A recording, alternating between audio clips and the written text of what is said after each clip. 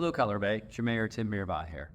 So as you may have heard, there's been some activity on the La Quinta Homeless Trust Initiative. So I'm here today to give you a little bit of an update. So if you remember a little bit more than a year ago, the community brought to our attention the La Quinta and the initiative bringing the Homeless Trust to change that into housing for homeless. Now back then, there was a lot of concerns in the community. There were boys that were concerned about needle exchanges, people with criminal backgrounds, maybe even sexual predators being there. We really didn't know what was going to go there.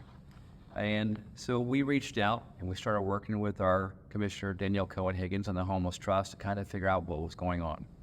Initially, there were none of the safeguards that we as a community wanted. Now, number one, we wanted this area to be redeveloped. As of the meeting from the Board of County Commissioners yesterday, that's not going to happen. So that's the small loss in this part. However, there's also some big wins. Again, due to the activity of our community, the work of our council, myself, our town manager, and our Commissioner Danielle Cohen-Higgins, we have a lot of safeguards in place to make sure that the blight that we all feared is not going to happen. So yesterday, the Board of County Commissioners decided to move forward with this, but they also agreed to include covenants to safeguard the community. Now, these covenants include things such as it's only going to be for 55 and older. It eliminates the younger single men predatories that we're concerned about completely. The tenants must sign a lease, an annual lease, to prove that they're paying the rent and that a portion of their income is going to be part of that rent. There will be no needle exchanges there whatsoever. There's going to be 24/7 video surveillance on site at all times. There'll be mandatory background checks on all the individuals living there, and then it'll specifically exclude sexual predators and violent felons.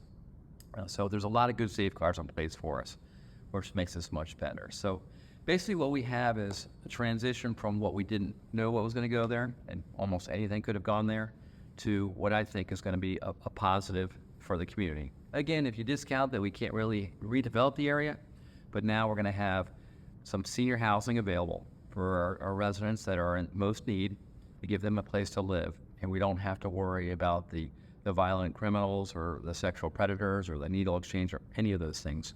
We now have that in a covenant in writing for this property. So again, I'd like to thank, number one, the community for really working with us, our activists who got the word out. Number two, who did a fantastic job fighting for our residents, as Commissioner Danielle Cohen-Higgins. And number three, all the Board of County Commissioners that helped work with us and make this more amenable to the town of Cutler Bay.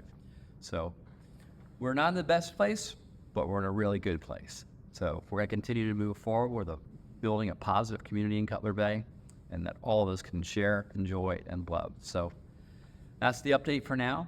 And as always, God bless America, and God bless Cutler Bay.